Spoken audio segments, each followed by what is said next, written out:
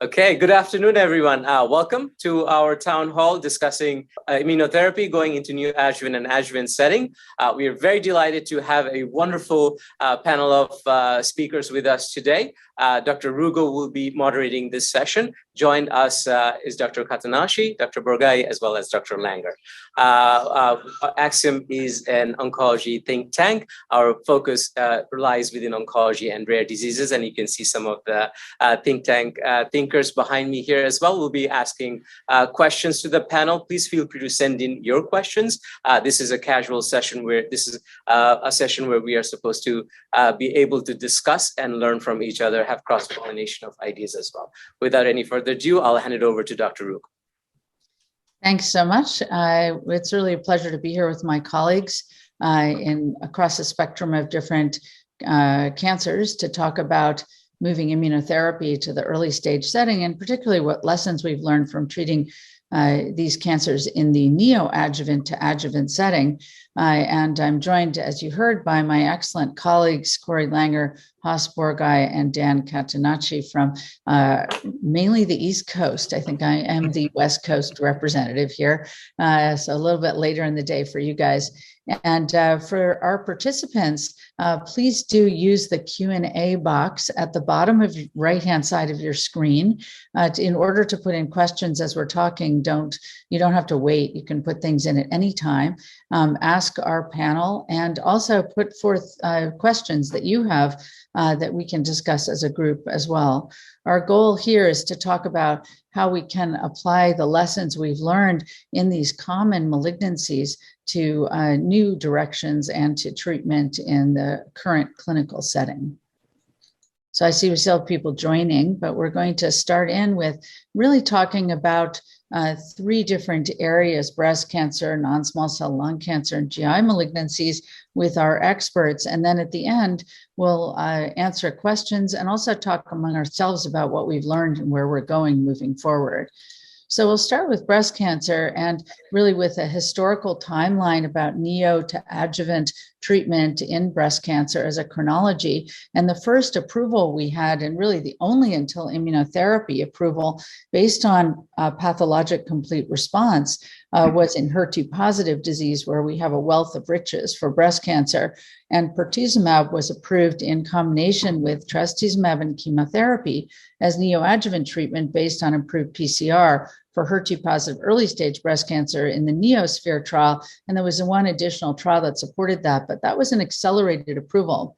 And the final approval came when we had a large adjuvant trial called the Affinity trial that included actually some lower risk patients where we never saw a benefit, node negative patients. But based on this trial with positive data, node positive patients with improved disease-free survival, the approval was finalized and expanded to include high-risk adjuvant treatment. So that was really a test case. And since then, we really haven't had any drug that was approved based on PCR alone or pathologic complete response.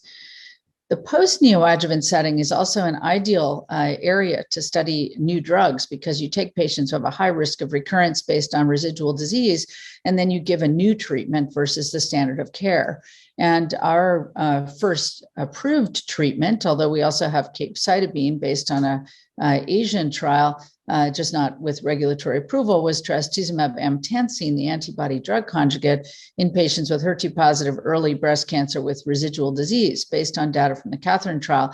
And that was just event-free survival. We don't have survival data as yet from these different trials, actually from any of them. So today, where we are, and just in the last 3 months, we have full approval of pembrolizumab for high-risk early-stage triple-negative breast cancer, where we had very limited treatment options, given in combination with chemo in the neoadjuvant setting and continuing as adjuvant setting. Now, we had gone to the FDA in February and talked about the PCR data, but the FDA was very concerned balancing toxicity of immunotherapy against the potential clinical benefit of improved PCR, and also going from 600 patients to 1,200 patients, the full trial, they saw a decrease in the total improvement over the total trial population, but still significant, or at least clinically significant. So the decision then was made to wait for event-free survival. And indeed, we saw that this summer. And interestingly, in this trial, and something maybe we can discuss more, is that in the patients who had a PCR, they did well regardless of whether they were in the control arm or the pembro arm. And the significance here is that we don't know what the benefit was of the additional 9 cycles of pembro after surgery. But the patients who didn't have a PCR did much better if they received pembro for event-free survival versus not. And we don't know exactly why that is the case. So that's something I think really important to talk about and how it sort of crosses different disease types.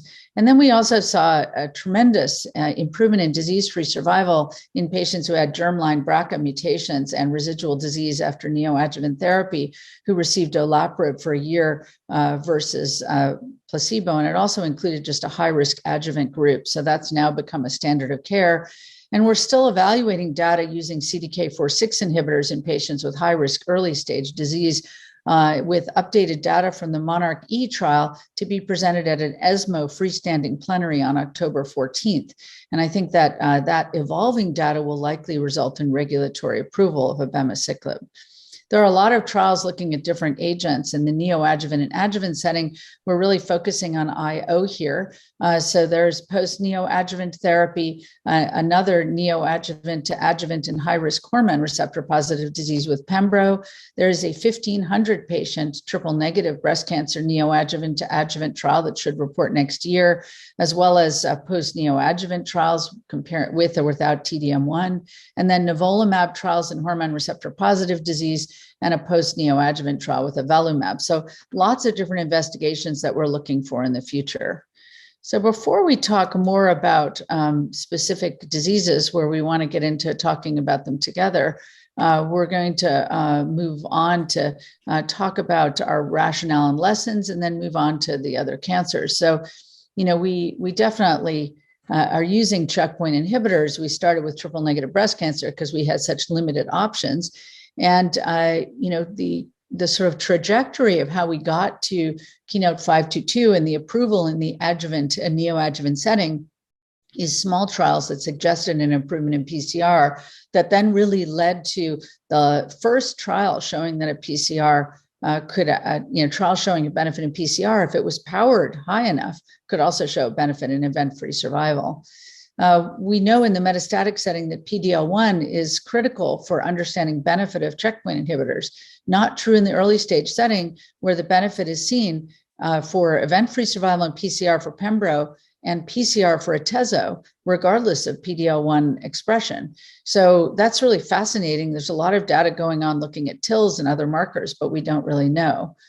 So then the next question is how you determine high risk. So does everybody need this if they have stage 2 or greater disease? And how do we select those patients? And of course, one thing not included here is that patients also have immune toxicity, some of which can be lifelong and some can be life-threatening. And so for those patients, we really want to understand risk and to intervene as early as possible, which is a whole nother area of challenge for us where we have to learn across the different disease groups.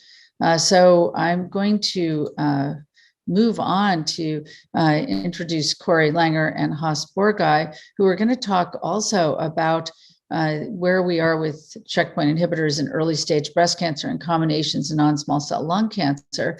And we'll start with Corey. Thank you, Hope. That was a wonderful overview and brought me back to the days when I was pluripotential and I actually treated breast cancer patients. Won't tell you how long ago that was. So things are a bit different in lung cancer.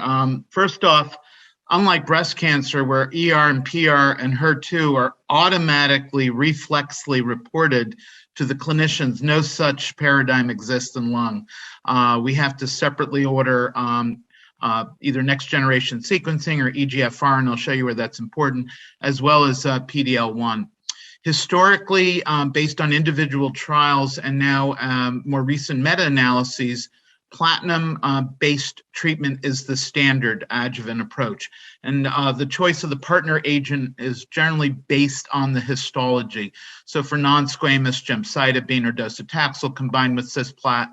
For non-squamous, generally pemetrexed, although any of the other agents are standardly used. And again, this is a standard operating approach. These aren't formally FDA approved approaches, but they have essentially become the standard in N1 or N2 resected non-small cell.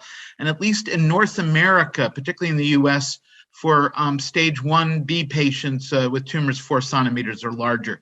That is not the case in the rest of the world. In Europe and in East Asia, adjuvant is generally reserved for node positive.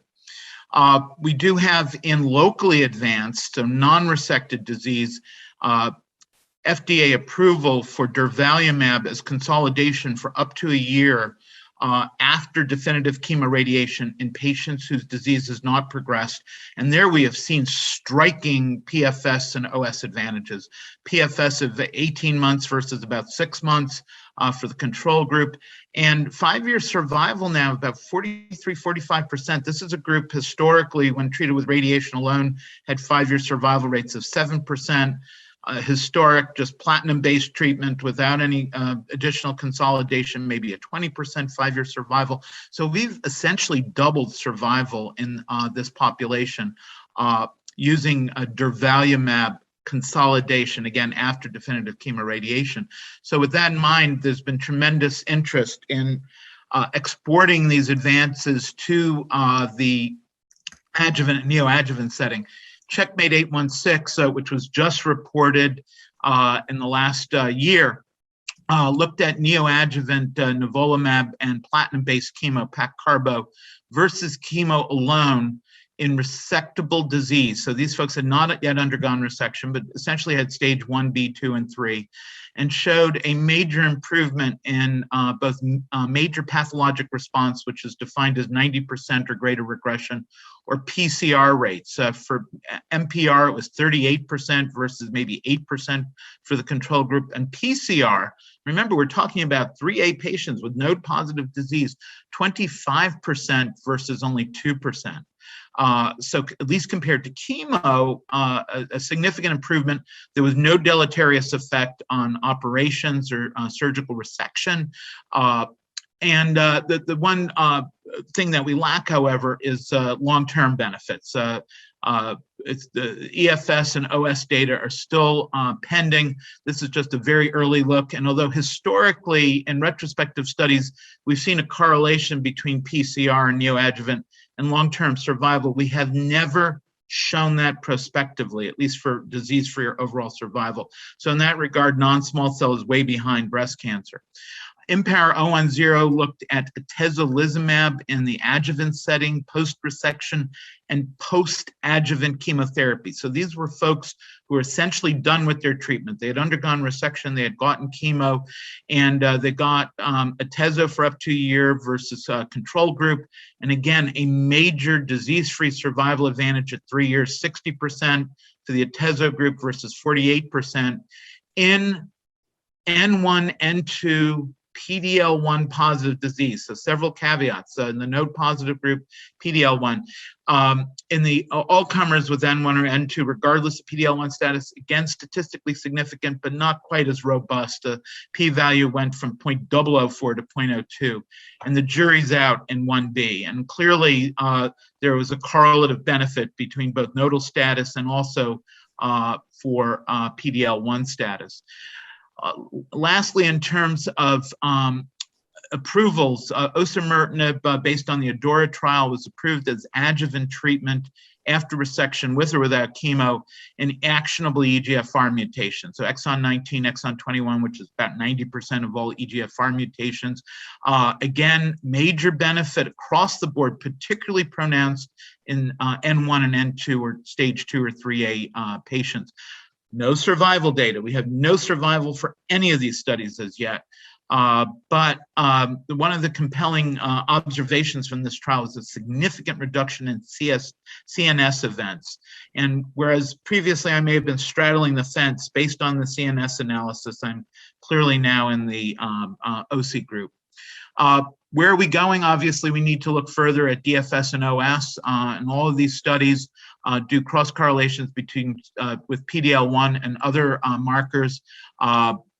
There are a number of novel immunotherapy combinations, combinatorial approaches. Ipi-Nivo is just one example, an advanced disease that needs to be looked at in this setting, but many other antibodies that target the immune cascade. And then, of course, targeted therapies. Here we have an advantage over breast cancer. We have 9 separate targets at this point, all of which have separate agents. Destiny is just an example where trastuzumab deruxtecan in the 1 to 2% who have HER2 exon 20 mutations, response rates north of 50% and disease-free survival in metastatic disease of 8 months or higher. So again, the advances we're seeing in metastatic recurrent disease, we need to export to the curative setting. I'm going to pass the baton to Haas. Well, thank you, Corey. So this part of it, the rationale is very similar to what you heard from Dr. Rugo regarding why we're using immuno-oncology in this setting. Obviously, as you just heard, checkpoint inhibitors, the current crop of them anyway, have had significant impact on both locally advanced disease in a metastatic setting, and now at least for a group of our patients in the adjuvant setting. So therefore, I think there's an intense interest in seeing if we can move these to an earlier stage based on Checkmate 816 data. Same thing with targeted therapy. Again, significant advantage shown in a metastatic setting. You heard about the ADORA trial from Dr. Langer, and now obviously there's interest in evaluating the role of targeted therapy in patients with even locally advanced disease. But the endpoint becomes a little of an issue when you want to move these drugs into an earlier stage of development. Now, I'm going to exclude locally advanced, obviously, because it's a completely separate patient population. And, is a pathologic complete response a valid endpoint? And again, since we do not have randomized studies, it's to prove that path-CR can actually correlate with a clinically meaningful endpoint. And here, I think we have to be careful how we choose and define these. Is that overall survival? Is that event-free survival? It is difficult to say that path-CR by itself should be the only endpoint that we looked at it, and at least based on the trials that are ongoing at this point, I think event-free or disease-free survival is something that we have to look at to establish a better clinical efficacy. Once in a while, you get a study like ADORA where the disease-free survival and the control arm versus the experimental arm is so significantly in favor of the experimental arm. You really don't want to wait until you have another endpoint, because potentially can harm some patients, in fact, especially again with what you just heard regarding the CNS activity of this particular targeted therapy. So there are endpoints for regulatory approval and all that, and then I think there are endpoints that are important from a patient care perspective, and we have to come to some sort of a conclusion as to how we're exactly going to be using this. And again, the DORA regimen using osimertinib in the adjuvant setting is now approved, and we use it. So the more drugs we have and the more opportunities we have to have an impact on not only the biological endpoints of a study and the biology of the disease, but also clinical impact, the more important the role of biomarker becomes. There are many agents that are showing reasonable activity, but we all know that it is not in all of our patients. Even for the checkpoint inhibitors using PD-L1, we all recognize that only a subpopulation in a world of lung cancer actually benefiting from these treatments. And again, as you heard from Dr. Rugo, these drugs are A, not cheap, and B, do have toxicities associated with them. So directing them to patients who would have a lot of benefit from them is something that I think we should all work towards. You don't want to give a drug to someone who's not going to benefit from it. It's going to have the toxicity. And I think as clinicians, we all recognize that. The issue is that I think the science is lagging behind a little bit when it comes to checkpoint inhibitors and some of the other novel agents that we're using. But hopefully we will get there and we'll be able to better define our patient population. So I think as a group, the thoracic oncologists are very excited about the neo-adjuvant studies that have been reported so far, and some are ongoing. We are very excited about the use of IO in the adjuvant setting. The goal here is to improve cure rates for a disease where using cure was not really a topic of discussion even, I would say, 8 or 10 years ago. So we've come a long way in thoracic malignancies. The goal here is to maintain the momentum, build on what we've learned, and sort of improve on what it is that we are seeing in the clinical setting. Thanks. Thank you. That was great. Really interesting. And I think we have a lot of questions coming in. Keep them coming in, and we'll talk about them as soon as we finish this next section. We have Dan talking about GI, gastroesophageal, and pancreatic cancers with the same general approach. Great, thank you. And it's very interesting with the similar themes going through the different tumor types. And so the same sort of concepts emerge here. We'll talk about gastroesophageal cancer. And you can see early on, decades ago, some studies showed minimal improvement with chemo-RT, or modest improvement, but those studies were tended to be underpowered, difficult to accrue to in this disease type, and also with mixed histologies, adeno and squamous, which confounds some of the conclusions. However, in the early 2000s, we did see some substantial movement with the first one you see there with perioperative chemotherapy with the so-called MAGIC regimen with epirubicin, cisplatin, and 5-FU for 3 cycles before and after the surgery, which showed an improvement in survival with a hazard ratio of 0.75 compared to surgery alone, which was the previous standard. There was a second study, a little bit smaller, but also using cisplatin and 5-FU, so not the epirubicin, but otherwise the same, done in France. The first one was in Britain, and showed very similar outcomes, and sort of led a lot to question the utility of the epirubicin part.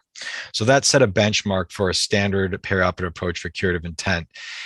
In parallel, there was a different approach, particularly for the esophagus and GE junction, as opposed to the periop chemo studies, also including stomach. Whereas this neo-adjuvant approach with chemo-RT, including the esophagus, including squamous of the esophagus, and using chemoradiation for 5 weeks with the so-called cross regimen of carbotaxol, and then surgery compared to surgery alone, showing again a survival benefit. So because these two studies were done in parallel and approaches, there was always debate as to which of those two approaches was better, because they weren't directly compared to each other.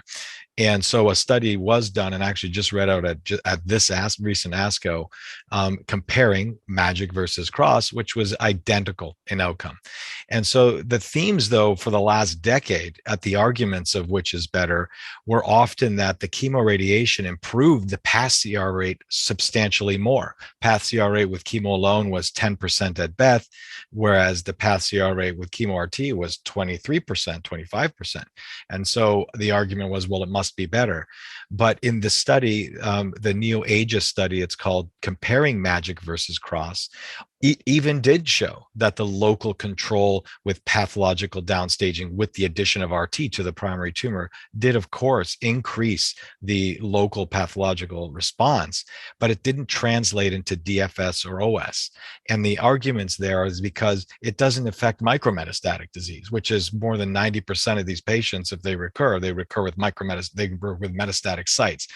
So the primary tumor with radiation and localized treatment doesn't predict the outcome distantly. It's different with a systemic approach without a localized treatment like radiation, because if you get a path CR like that, then that could represent a distant micrometastatic disease control. So the next wave on the far right, though, in the last years was the next iteration of treatments. And so the FLOT study, which was a change in the chemo backbone from 5-FU leucovorin oxali and Taxotere compared to ECF directly. And so this study showed that it was better to use FLOT versus MAGIC substantially with a hazard ratio of 0.77. And so this has now replaced the MAGIC periop therapy approach. And then most recently, we have the Checkmate 577 now, finally, with the addition of some targeted immunotherapies in our space, where this was built on the cross backbone, and it was essentially patients who had neoadjuvant chemo-RT, then surgery. And for patients that did not have a path CR. So about 75% of patients will not have a path CR with the positive residual, either primary tumor and or lymph node disease, have a worse outcome, higher risk disease, and that's who was eligible for this study. And patients were randomized to Nivo or placebo for a year. And you can see here the first readout, which is just about a year ago that we saw this for the first time at ESMO last year, was a doubling of the disease-free survival in all comers. And so, I think we can maybe go to the next slide to go into that study in a little bit more detail. Next slide. So this is one back. So this is the Checkmate 577 study. Go back a slide, I think. Oh, they're going forward though every time you do that. Let's see. Sorry, I don't have the ability. Let me see if it'll go backwards. There we go. Okay, keep going a little bit more. That's the one. Okay. So the Checkmate 577 study, again, was for those high risk patients, and the primary endpoints, co-primary endpoints were DFS and OS. And so just like in the other conversation of the tumor types, one of our debates is, should we jump at this now at DFS as opposed to waiting for longer term follow-up for survival?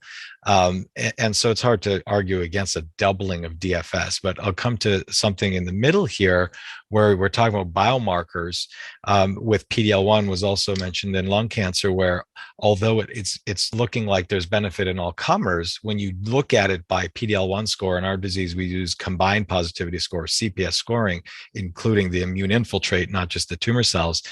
There's tripling of the disease-free survival in patients with PD-L1 above 5, but there's no statistically significant difference in those less than 5 by DFS.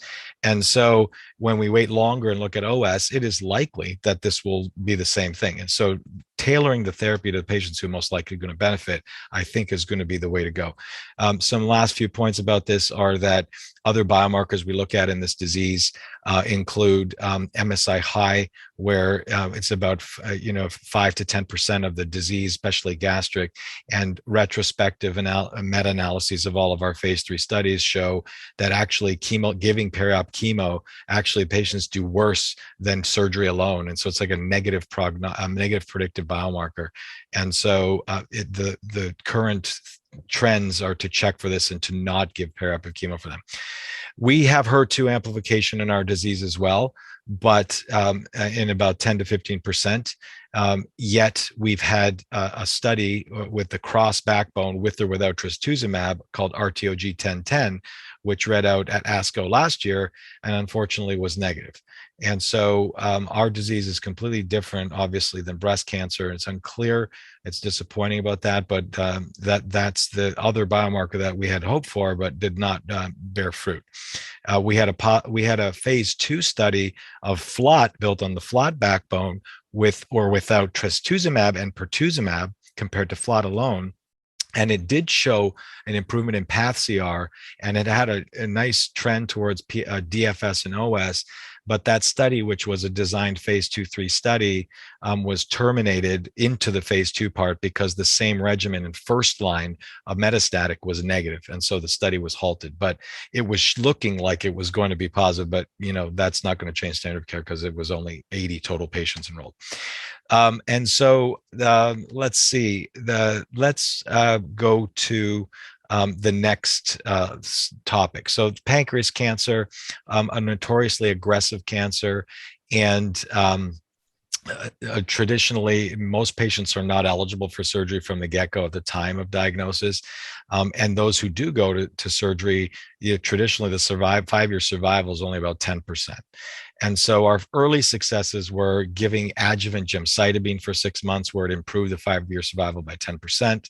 Then there was a study of adjuvant gemcitabine and capecitabine versus gemcitabine, and that showed yet another improvement, incremental improvement on top of that of another 10% or so. And then we had the really pivotal study, the Prodige 24 study, which was looking at FOLFIRINOX adjuvantly for 6 months compared to gemcitabine. And you can see there a pretty outstanding relatively outcomes with a median overall survival now 53 months compared to some of those on the left side there. So clearly creating the new standard of care. So the other regimen that we know is active in this disease is gemcitabine and nab-paclitaxel. Unfortunately, that APACT phase 3 study, which was comparing gem versus gem nab-paclitaxel, did not meet its endpoints. And so basically we have FOLFIRINOX for 6 months, and we do not have any specific, at this point at least, targeted or biomarker-based therapies for this disease. So last slide, next slide. Some details of that pivotal phase 3 study with the PRODIGE study is that, they just provided updates again at ESMO this year showing confirmed benefit with long-term follow-up, including overall survival. And so this is really, being implemented as routine care. Some things to point out on the far right there are that, this is a really relatively small subset of the whole of pancreas, because these are patients that got surgery, did well with surgery, were well enough to get adjuvant therapy, didn't have metastatic disease and post-op restaging, and then were able to get FOLFIRINOX or gemcitabine. So many patients don't follow that path and come out early. So of the patients eligible, this is definitely the way to go. And for the regimen, you should note also that it was modified in the adjuvant setting. In the phase 1 part of the study, the standard dosing of FOLFIRINOX was not tolerated very well. And so they modified the dose down of the irinotecan to 150. There's no 5-FU bolus. And in this case, there was no prophylactic GCSF, but we do that. In our practice, we do routinely give that. And then lastly, in the middle, like I mentioned, there's no specific biomarkers. Tumor markers in the blood can be somewhat helpful. And then I think it hasn't been mentioned yet in any of these disease types, but ctDNA for minimal residual disease post-op may be helpful across all solid tumor types, certainly our GI cancer ones, and colon is probably the most advanced, to help us risk stratify, at least as a prognostic biomarker for sure.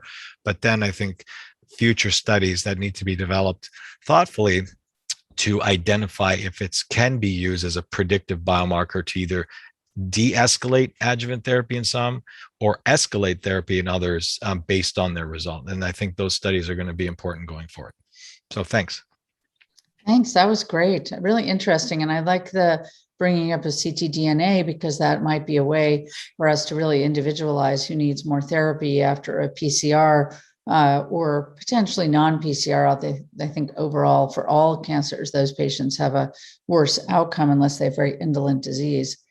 There are a number of questions that we have, but I wanted to ask the group first, we talked about the differences in some of the endpoints of the trial, but is PCR enough? So that's one question. I mean, should we be using that as a way to decide treatment? The FDA has clearly wobbled a lot about that, so we don't know. And some of it depends on the outcome of patients with those cancers and the risk versus benefit analysis. And the other thing that's curious is that in several cancers, treatment after surgery has worked, and with immunotherapy. And that's really interesting because the question is, do you need the cancer to be present in order to have the immunotherapy to work? So Haas, do you want to start with a couple of those two questions? Sure, I can take a crack at it. Is path CR sufficient? I think, again, intellectually thinking about it based on some of the data that we've generated in the lung cancer world in a retrospective fashion, path CR does matter, and it can correlate with better clinical outcome in terms of survival, but we've not proven that on a randomized study. The question really here is if you have something that's improving path CR significantly, but it takes 10 to 15 years to have the overall survival data, can you afford not to offer a fairly effective and well-tolerated treatment, hoping to wait for another 10 years to get the data? And that's a very difficult question to answer at this point. As a clinician, you would like to have the option of treating your patients with the best available evidence at the time you're seeing someone. And if the evidence changes, I think we have to adjust. Now, there are toxicities with the checkpoint inhibitors, but they're not really prohibitive toxicities. Patients can have their surgeries based on all the evidence that's been generated. the immune-related adverse events are more manageable. And of course, if a patient has one of these, quality of life can be impacted. But overall, dealing with a disease that has a low cure rate and high mortality, any improvement, I think, is important and needed. Same thing with the targeted therapy. We have disease-free survival, but not overall survival. And the magnitude is so much better.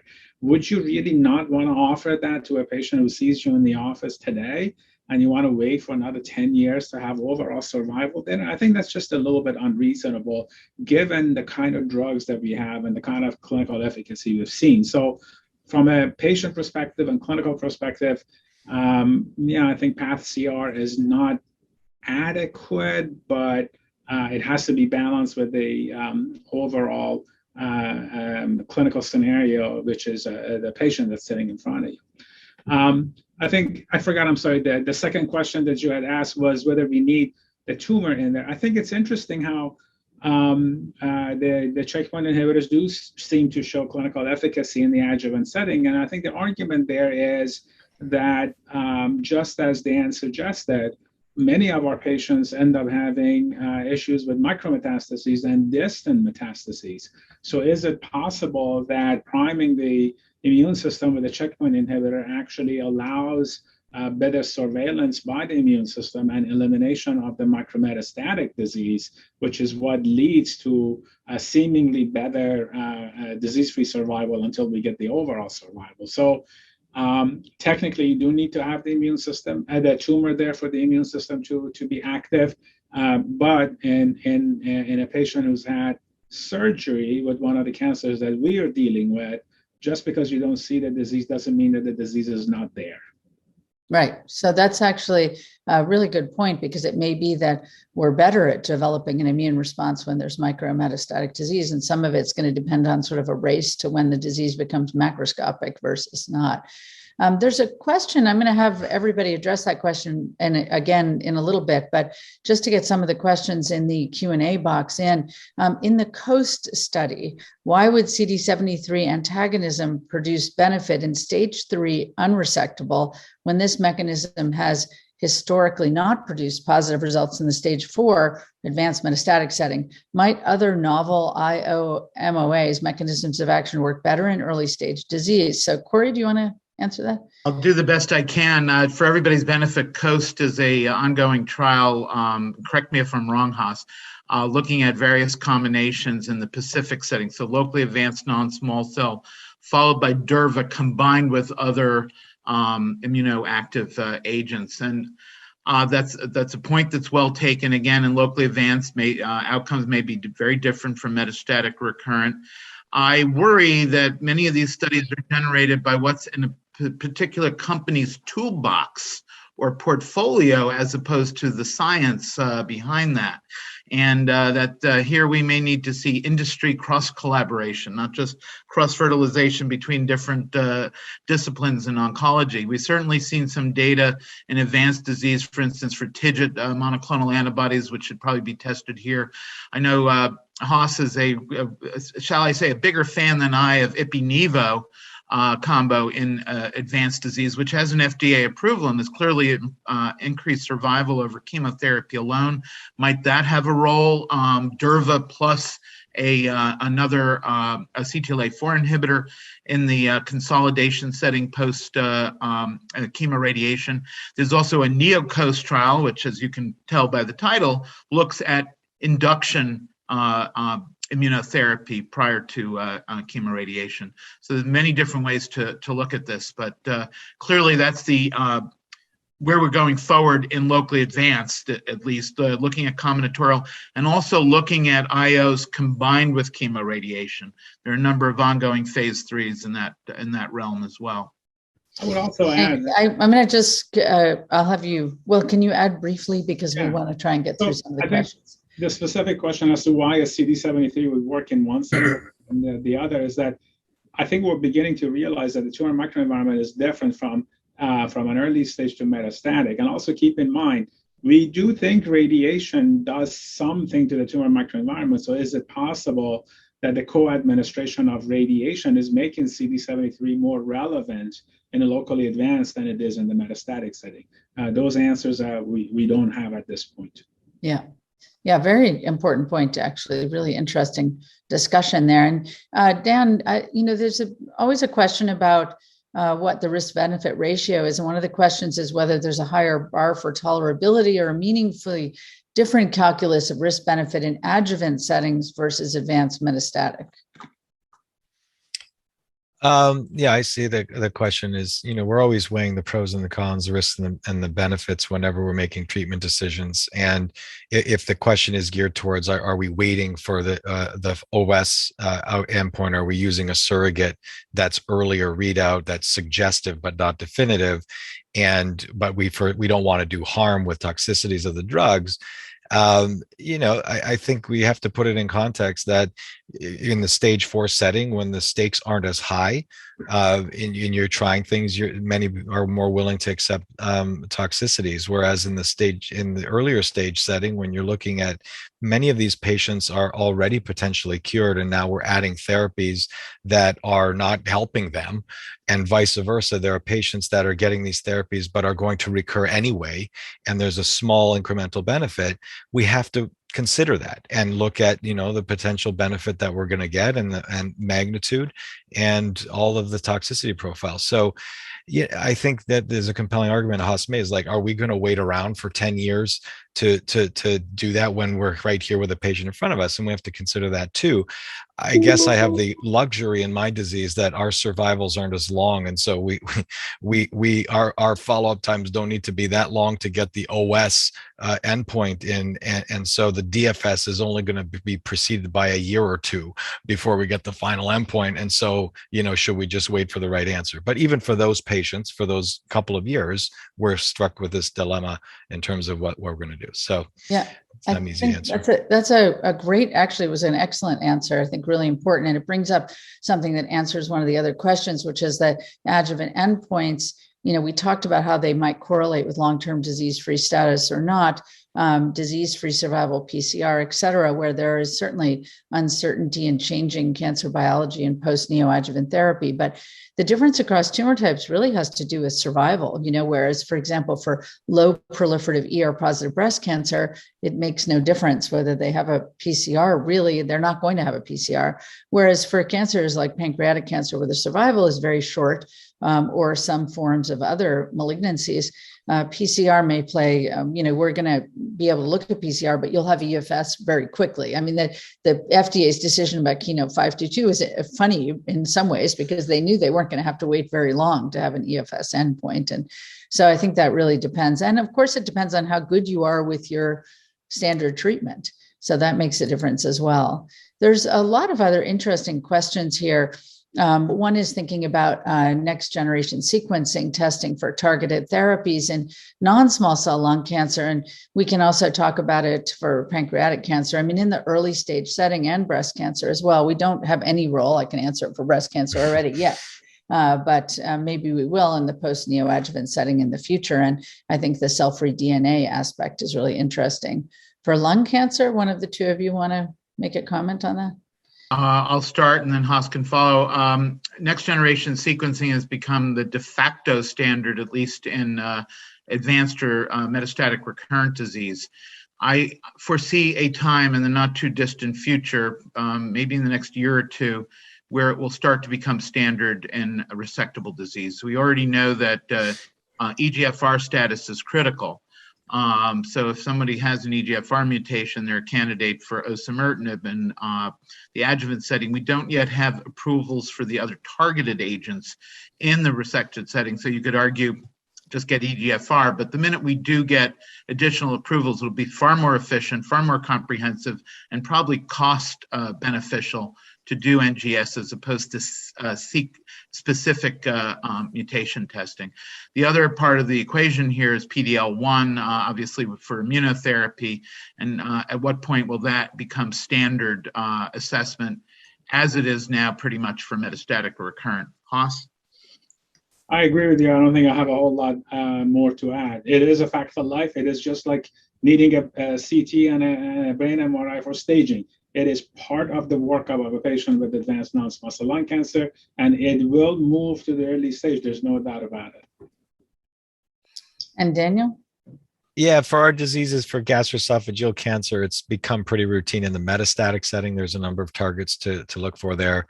In the perioperative setting, there's only, MSI high maybe as a prognostic biomarker that may help dictate some treatment choices.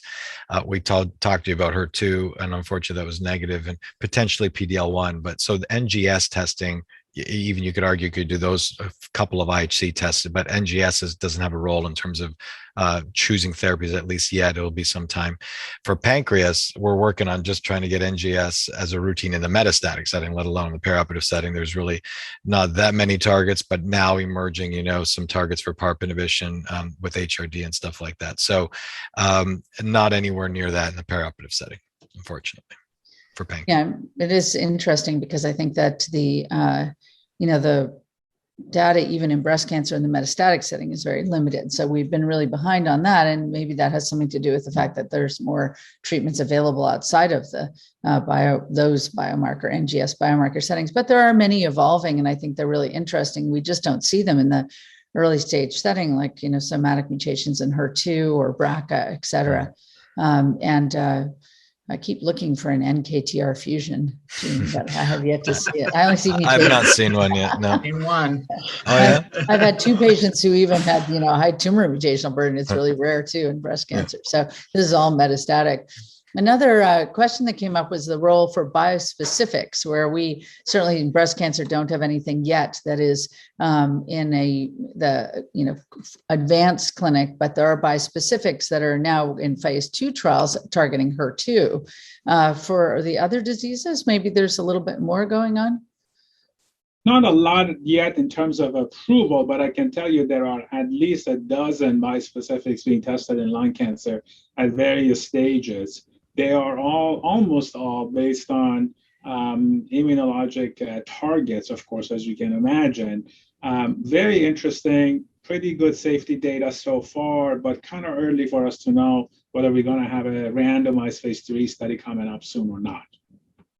We do have a bispecific. These are bispecific monoclonal antibodies, correct? That's true. Yeah, we have one. Yeah. So we do have one approved, amivantamab, for exon 20 EGFR mutation, and probably fairly soon for TKI refractory patients, either alone or ultimately in combination with an oral TKI lazertinib. Clearly has activity both de novo and exon 20. Major activity de novo and treatment naive actionable EGFR, and activity in TKI refractory. So that's really one of the first forays of bispecific. And we do now, at least we don't have a formal approval, but we are using ADCs, trastuzumab deruxtecan, for HER2 mutated, not necessarily amplified or high FISH, but HER2 mutated non-small cell. Interesting. Anything, I think, another question, go ahead. There's a question that just came in that I think all of us should have a little bit of a say in it. The question is, ADAURA is a proof of concept driver mutation in early stage lung. Is there an expedited way of getting other targets? Which is really an interesting question, right? I mean, we all realize there are all of these rare subtypes, and you want to wait for a randomized study. As Corey likes to say, you need an intergalactic study to get, RET and NTRK approved in the adjuvant setting. So this is where I think as investigators, we need to partner better with the FDA to come up with these other surrogate endpoints. And perhaps, is there a need for a randomized study in every single molecular target to get the drugs approved? I think these are important regulatory questions that I think we need to have an answer to and an engagement. Well, let me just expand that question a little bit. Novel IO targets that you're excited about across your disease types, LAG3, TIGIT, other, these are all being explored in various areas. Are there things that you think are particularly interesting? And, do we need to be looking at all of these other targets as you brought up? It seems to me we're probably going to need to be looking at all the other targets, but that's my answer to that part. So you want to comment on some of the new IOs, as well as how you could do a more expedited evaluation? My thought is neo-adjuvant therapy is the way to do expedited evaluation, but. So I'll take a stab at that. Oh, you want to go first, Haas? No. Go ahead, please. I agree with you, Haas. Hope. I think neoadjuvant is a very clean way to assess it. It's interesting when we look at TIGIT antibody, it's not expression of the target that makes any difference. It's PD-L1 status. The 50% higher group in metastatic recurrent disease actually seems to have a preferential benefit in combination with Pembro or Atezo compared to Atezo alone. And I suspect we'll see the same thing in Pembro. B7H3 is another target that we haven't mentioned.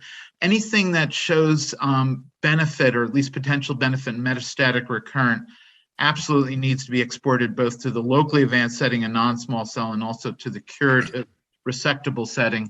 I would argue in non-small cell and probably most other solid tumors. Dan? Yeah, I would add and agree that from our perspective, neoadjuvant would be the way to go. We in our disease have not had any approvals of anything based on a path CR rate or anything like that, even though we have shown that it correlates with better outcome. But I talked to you about how it depends on what that neoadjuvant is, whether it's chemo RT versus a completely systemic therapy, because chemo RT can falsely elevate the local path CR but not affect distant metastatic disease.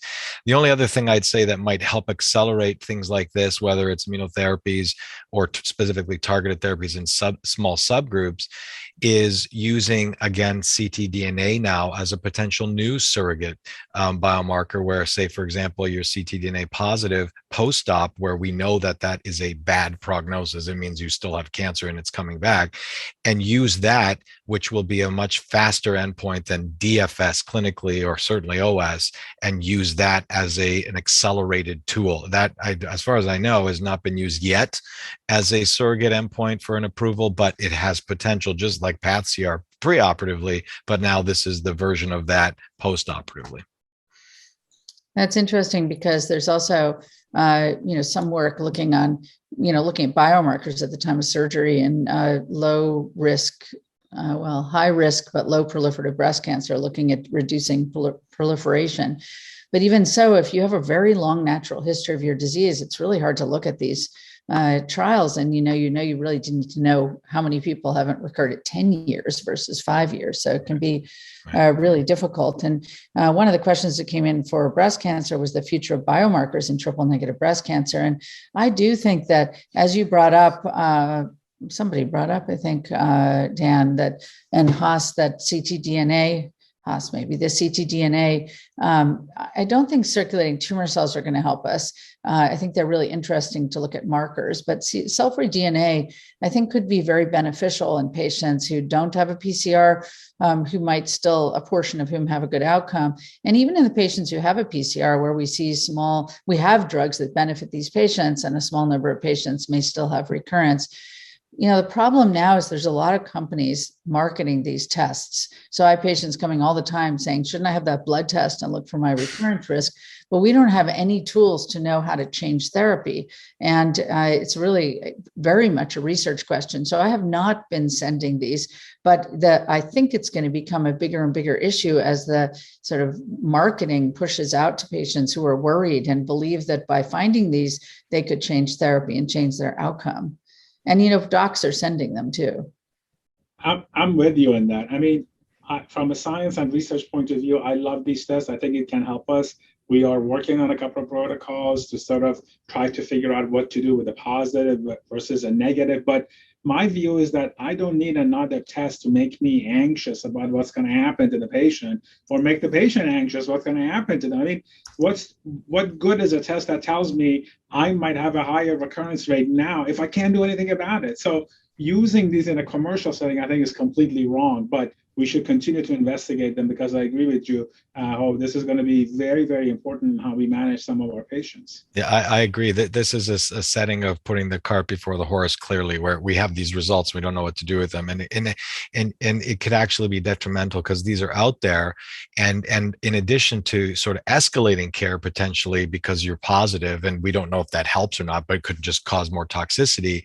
But also, I think the bigger danger is that people may de-escalate care because it's negative, but it's giving us a false sense of hope, but they could still be recurring, and that therapy could have saved them. That's my biggest concern. So until there are prospective studies that confirm these things, I think we should be not implementing this routinely.